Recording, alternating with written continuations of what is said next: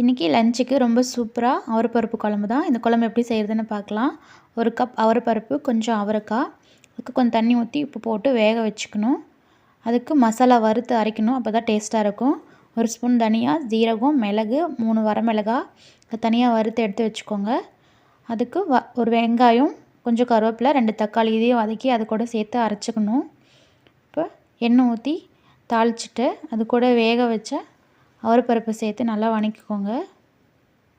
இது வதங்கினதும் கொஞ்சம் மஞ்சத்தூள், இப்போது நம்ம வறுத்து அரைச்ச பேஸ்ட்டு இதையும் இது கூட சேர்த்து அது கூடயே கொஞ்சம் தண்ணி ஊற்றி அதையும் இதிலேயே சேர்த்துக்கலாம்.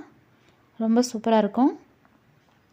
இதுக்கு தேவையான அளவு உப்பு இப்போ பத்தலைன்னா சேர்த்துக்கலாம். இது நல்லா ஒரு கொதி வந்ததும் ஒரு லெமன் சைஸ் புளி சேர்த்து நல்லா கொதிக்க வச்சு இறக்குனா ரொம்ப டேஸ்ட்டான அவரைப்பருப்பு குழம்பு ரெடி. இதை நீங்களும் செஞ்சு பாருங்கள், எப்படி இருக்குன்னு சொல்லுங்கள். வீடியோ பிடிச்சிருந்தா சப்ஸ்கிரைப் பண்ணுங்கள்.